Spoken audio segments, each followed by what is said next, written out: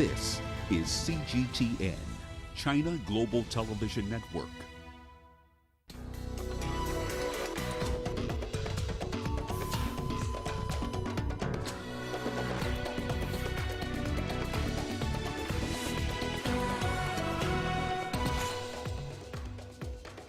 Members from an elite army unit claim they've seized power in Guinea. We update you on developments in Afghanistan as a new government continues to be awaited. And how the threat of a hefty fine and expulsion from the community are urging environmental conservation in a village in Somalia. Hello and welcome. You're watching Africa Live. We're coming to live from Nairobi. I'm Hannah Viviers. Here are my stories making headlines. We look at how Tunisia is coping with the challenge of providing cold storage for COVID-19 vaccines. And we highlight one man's mission to boost the popularity of Chinese martial arts in Uganda. We begin in Guinea, where a coup attempt has reportedly taken place there. Members drawn from an elite army unit have come out to claim that they've seized power. Social media videos have emerged showing President Alpha Conde, surrounded by soldiers, is reportedly under arrest and was taken away from the presidential palace. Lieutenant Colonel Mamadi Doumbouya is believed to be behind these developments in Guinea. Despite this, though, Guinea's Ministry of Defense says the coup attempt was repulsed. In a released video, Doumbouya announced the dissolution of the government. He also stated all land and air borders had been closed. After taking the president, who is currently with us, we decided to dissolve the current constitution, the institutions, the government, and close land and air borders. For the latest on this developing situation, we're joined by Yusuf Ba, a journalist based in Conakry, Guinea's capital. Thank you so much for joining us, Yusuf. It's been a dramatic day for Guinea. What's the latest situation in Conakry? The situation in Conakry this evening is very, very confusing. The special force have taken over.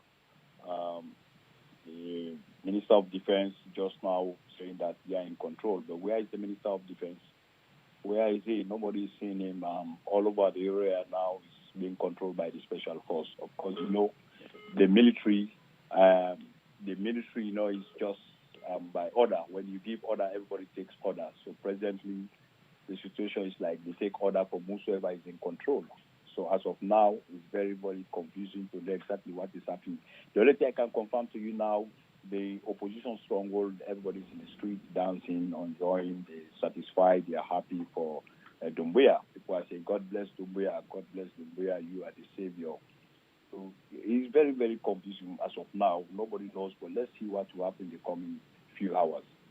Yusuf, despite that confusion that you speak about, what can you tell us about events leading to this reported attempt to ask the president, and has his reported removal been confirmed yet?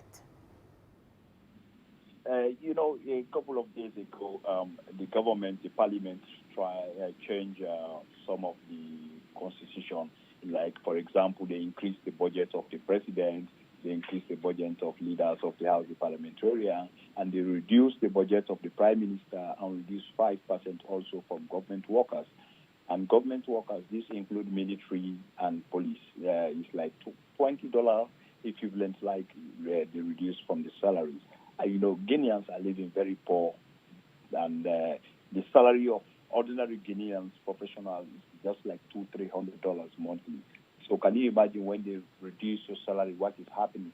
So it's like people were expecting something like this since when the president reduce the salary of all these people and increase his salary. So people were expecting there must be something funny coming around.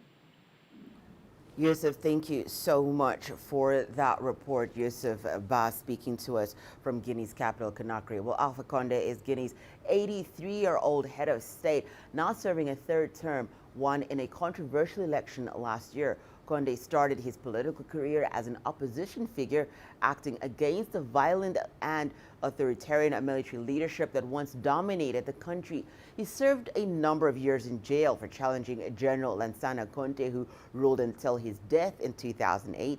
Condé rose to power in late 2010 in the West African nation's first genuine democratic election. The last 10 years saw significant progress, particularly in the economy, due to Guinea's vast mineral wealth, success against the Ebola outbreaks in the mid-2000s, and reforms to the military and political system also boosted investor confidence in Condé's government. Despite these successes, though, observers noted that serious problems persist, particularly in human rights. The most recent presidential election poll was violently disputed and also marred by accusations of electoral fraud. Condé won a third term only after pushing through a new constitution that allowed him to sidestep the country's two-term limit. Once a symbol of the future, he has now been accused of drifting into authoritarianism. Well, in other news from the continent, the Ethiopian military says it has killed at least 5,600 TPLF forces in fighting in the volatile northern Tigray region. The Ethiopian National Defense Force also said that some 2,000 rebels had been captured. The TPLF has not yet responded to the government statement. Here's CGTN's Giram Chala with more from Ethiopia's capital, Addis Ababa. One of the Ethiopian National Defense Force top-ranking generals delivered the latest briefing to journalists on Saturday. Lieutenant General Bacha Debele said a TPLF force that aimed to break through western Ethiopia and take control of the Ethiopia-Sudan border has been defeated, with at least 5,000 of its armed men killed and many more thousands wounded. Bacha said 2,000 others were also captured by the army. All the subdivisions of the TPLF's terrorist force have been totally finished. Their loss is simply heart-aching, but because we want all Ethiopians to know, especially the people of Tigray, we have disclosed it all. Young Tigrayans in their large numbers are perishing because of the recklessness of the TPLF leadership. People need to know the gruesome terrorist acts of the TPLF. Therefore, because of their recent offensive, our forces have killed 5,600 of them and wounded more than 2,300. The Lieutenant General said TPLF has sent poorly trained, ill-prepared and poorly equipped young fighters in large numbers, only for them to end up in the hands of the army, dead or wounded. He said this war is about safeguarding Ethiopia's sovereignty and territorial integrity and will only end after the government makes sure that the TPLF is no longer a threat to the nation. In these recent wars, TPLF has committed heinous and inhumane crimes. This has shown us the junta's terrorist work. They gather around Tigray youth, give them one rifle for 5 of them to fight with. First, these boys and girls know nothing about war, and when they retreat, their seniors kill them right on the spot. Second, those who get seriously wounded will either be left to die or will be again killed by the TPLF terrorist leaders. From Tigray, there has been no response so far to the current happenings and the latest government statement, especially from the Tigray Liberation Front's leadership. On the other hand, the war in the region is still continuing on different fronts, particularly in towns bordering Amhara and Tigray, as well as Afar and Tigray. Military sources have confirmed that thousands of people are thought to have been killed in the conflict that started last November. Grumjara CGTN, Addis Ababa, Ethiopia. We head over to South Africa now, where former President Jacob Zuma has been placed on medical parole due to his ill health.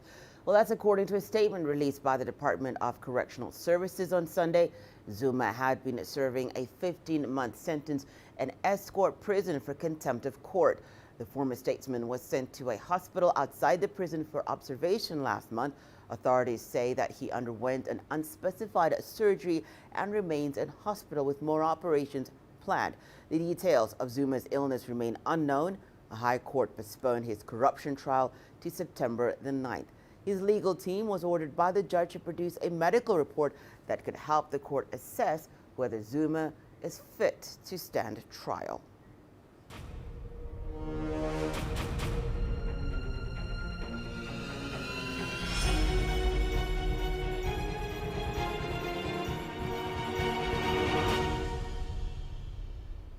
And now for our continuing coverage of developments in Afghanistan. The country's neighbors have been discussing its future after the Taliban took over.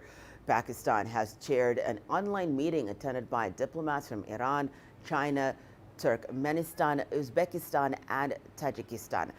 They issued a statement saying that peace in Afghanistan was essential for regional security and stability.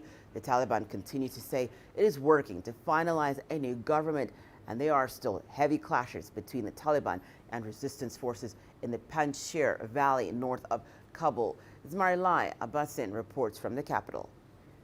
There are 4 districts of Panjshir now very contested between the resistance and Taliban fighter and the Taliban and also resistance force. They have been doing their claims which are much more tense and also unclear. Who is saying the right thing or the correct stance from both sides is unclear. So this war continues, and it was stopped for like 2 hours this morning, and then the Taliban and also resistance force re-engaged to the conflict, and there is unfortunately no negotiation table, no path to finally solve the issue diplomatically.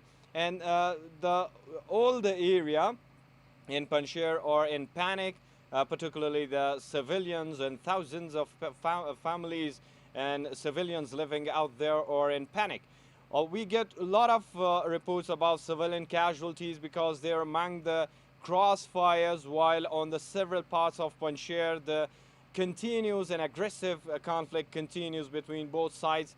And Paryan, both sides have contested, and Fahim Dashti, a spokesperson for the resistance force, said that the trap were made by the resistance, and that's why, according to him, more than 1,000 Taliban were either killed or injured or captured by the resistance. While the Taliban reject all these claims and saying the same thing in regard to the resistance force, and they said they have been engaged in very heavy clashes with the resistance, and they have been doing the progress toward the central hub of Bazarak, which is the capital province, provincial capital of Panjshir, and that's how the war continues. Meanwhile, there has been concern from the international community over the possibility of women's rights being eroded after the takeover of Afghanistan by the Taliban. On Saturday, a group of Afghan women protesting for their rights were stopped by Taliban fighters. The march began peacefully, with demonstrators laying a wreath outside the Ministry of Defense. This was in memory of Afghan soldiers who died fighting the Taliban. As the protesters approached the presidential palace, members of the Taliban special forces began firing shots in the air. Witnesses at the march report tear gas being used, as well as women being attacked by Taliban fighters. Together with a group of our colleagues, we wanted to go near a former government office for a protest. But before we got there, the Taliban hit women with electric tasers, and they used tear gas against women. They also hit women on the head with a gun magazine, and the women became bloody. There was no one to ask why. The purpose of our gathering today was to get our rights, the right to education and the right to work. We gathered yesterday and today to defend our right to education and our children. This gathering was not just for ourselves. The welfare of Afghan women has been among the top issues since the Taliban took over. The world has been watching to see how women will be treated under the new administration. The Taliban had promised to honor women's rights in accordance with Islamic law. Earlier, we spoke about these pertinent issues with Victoria Fontan. She is the professor of peace and conflict studies, as well as the vice president of academic affairs at the American University of Afghanistan. There are really no indications because since the beginning of the international dialogue, so to speak, with the Taliban have been using a double discourse. They say they know what we want to hear as an international community, and they say that women will be afforded, will be given some rights, will be given some some access to government offices, albeit not the most important ones, which is being a president or even being a minister. But so there is that discourse, and on the other end, there is the practice. And what happens every day is that women are being sent home and told to stay at home, because of supposedly the security situation, because of many other pretexts. And what's interesting to see as well is that at first, just a few weeks ago, the Taliban was saying, oh, there will not be a woman president, but women will be able to hold other offices. And now they're saying, no, they won't even be able to be ministers. So it's really obvious that the stance on women of the Taliban is diminishing by the day and by the weeks. And it really shows that some of their narratives saying, women cannot go to work because of the security situation are just pretexts. Because at the end of the day, the Taliban are there to maintain security. So they are supposed to maintain the security of every Afghan, including women. So in facts and with, when we look at facts on the ground really carefully, we can see that the Taliban are not going to give women the rights that they say they would. And we can see also that the narrative that they're using now is exactly the same that they used back in the 1990s. And we know what the result was. I think what's really important is not to stop focusing on Afghanistan. It is to empower and amplify the voice of Afghan women. It's about connecting women to other networks outside of Afghanistan and to keep amplifying their voices and to keep really giving them the international space where they can actually report on their daily lives, their daily condition, and also on that double narrative that the Taliban have. They can compare what's happening on the ground with what the Taliban are actually telling us. And so it's really, really important to keep light and to keep focusing on their situation very, very often. Well, it's time now for us to take a short break and return. More in Africa Live, including how the threat of a hefty fine and expulsion from the community are urging environmental conservation in a village in Somalia. And we highlight one man's mission to boost the popularity of Chinese martial arts in Uganda.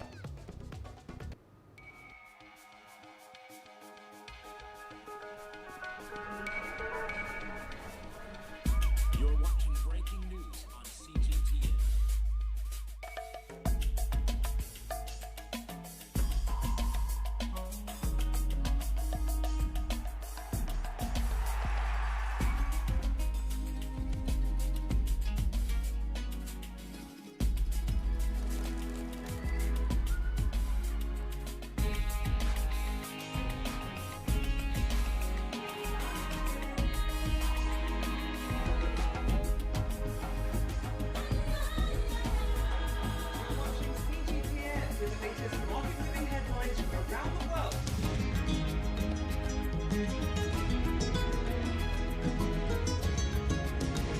Welcome to the world today on CGTN.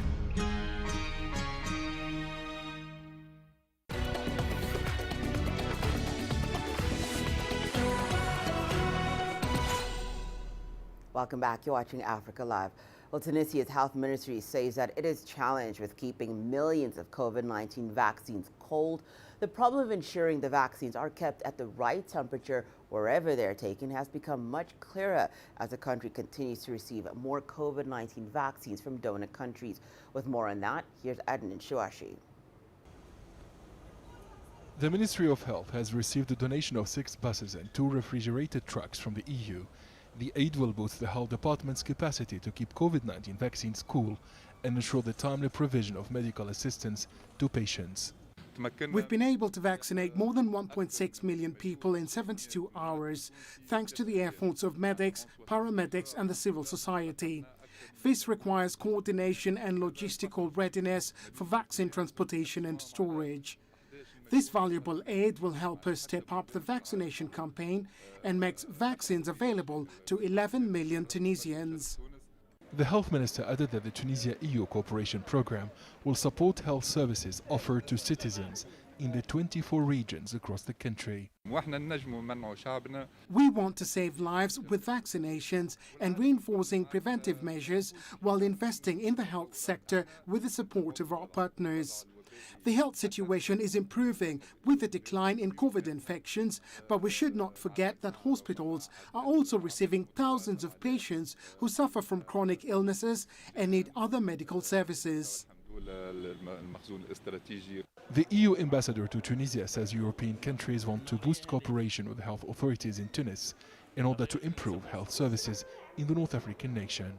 The European Union will stand by Tunisia. The EU has mobilized additional support in terms of oxygen and medical equipment. A considerable effort is being made to strengthen this partnership. All member states are focused on establishing an equitable and accessible medical coverage for the whole Tunisian population during and after this health crisis. The office of the Tunisian president says the country has been receiving medical aid from foreign nations to help it tackle the COVID-19 pandemic. The scientific committee at the health department in Tunisia says its vaccine stock management procedures follow the World Health Organization guidelines. Experts say the availability of refrigerated trucks will boost the ongoing vaccination drive in many remote areas. Aden Shawishi, CGTN, Tunis. To the Horn of Africa region now, where in one small village near the Somali port city of Kismayo, locals are not allowed to cut down trees. Breaking this rule has serious consequences, such as a hefty fine of $1,500 and expulsion from the village. This has helped protect the community from the severe effects of drought, unlike other parts of the country. So CGTN's Wanja Mugai tells us more. This is Kamkam village in the outskirts of Somalia's port city of Kismayo. Behind the lush vegetation like these palm and acacia trees is an inspiring story for nature lovers. Locals here are forbidden from cutting trees, not even a branch. Antar Hussein has suffered the consequences of violating the traditional law. I settled here when I arrived in the town. After some time, I realized I couldn't resist the effect of the tree growing in my courtyard. It was corrosive. I decided to cut the trunk without consulting anyone. It resulted in my displacement. I was approached by village elders on a Thursday morning, forced to pay 1.5 million Somali shillings, that's about $60 now, as a ransom for the tree I cut, and immediately leave the town with my family. Locals found guilty of cutting trees can be slapped with a fine that can go as high as $1,500, after which they are expelled from the community. The tough measures have helped keep Kamkam an evergreen village, experiencing less effects of drought, unlike other parts of Somalia. Ali Farah initiated this concept after relocating here following the 1990 civil war. His goal was to make this place a haven of peace, free from interclan differences, as well as making it a place where people coexist peacefully with nature. Kamkam is a peaceful village. Those who know about it are familiar with the situation. For those who don't know, as I said, it is a peaceful village. We protected our land, people and property by unanimously agreeing on set rules and by God's grace. Somalia is generally a hot and dry region. Given the effects of climate change, the conditions have worsened over the years. The country frequently experiences droughts, loss of agricultural produce and animals. The United Nations says Somalia has experienced about 30 droughts since 1990. I had 100 cows and 200 goats. I lost all. The rivers dried up. The vegetation was gone. There was no rain at all. With elders in Kamkam village determined to keep their neighborhood green, they have succeeded in protecting their fellow villagers from the harsh effects of climate change. Wanja Mungai, CGTN. The East China Sea, home of dream seekers, where China's hub for reform and opening up connects with the maritime Silk Road. Whether it's exploring the busiest seaport and trade zone, or witnessing how locals strive for a better life. Join CGTN's adventure, Tides of Change Part 2. A journey enchanted by a dynamic ocean and beyond. While Kung Fu first originated in China, it has gained popularity in various parts of the world. In Uganda, martial arts enthusiast says he hopes to boost Kung Fu's popularity first in his own country and then the rest of the continent. With more on his story, here's CGTN's Hilary Ayesiga. A warm-up exercise for Hasfa Nakirija. At 5 years of age, she's already trying out new Kung Fu techniques. Kung Fu helps me in self-defense and also keeps my body physically fit. Under her father's guidance, Nakirija is training in the Gongli Chuan style of martial arts. Through this training, Nakirija wants to become an actress, but to achieve her goal, she needs more time and techniques. If she makes it into the movie industry, she'll be following in the footsteps of her father. Mansour Sejemba is both a Kung Fu specialist and an actor. Kung Fu has helped us a lot in Uganda's film industry, more especially in movies. I'm a film actor too. She also dreams of becoming a movie star. In 2017, Sejemba visited the Shaolin Temple in China and was made a Kung Fu ambassador for Africa. But the COVID-19 pandemic has since interrupted his training program. He now concentrates on his daughter at home. These 2 years have been so challenging because we have the COVID-19 pandemic. It has affected our training sessions. Mansour has so far trained 24 people in Kampala. And his dream is to boost Kung Fu's popularity across Uganda and the African continent. Hilary Ayesiga, CGTN, Kampala, Uganda. Let's now take a look at what's happening in the world of basketball. In Senegal took the bronze at the 2021 AfroBasket Championship in Kigali, Rwanda on Sunday, thanks to a comfortable 86-73 victory over Cape Verde. The five-time champions got on the board first and kept out in front until the second period, when Cape Verde displayed their best spell of the match and were even leading by 5 points at 33-28 at one point. But that was as good as it got for them as the West Africans turned things around to end the half 44-39 ahead. They only got stronger and extended their advantage to 9 points going into the fourth quarter. They steadied ship to see out the win and secure third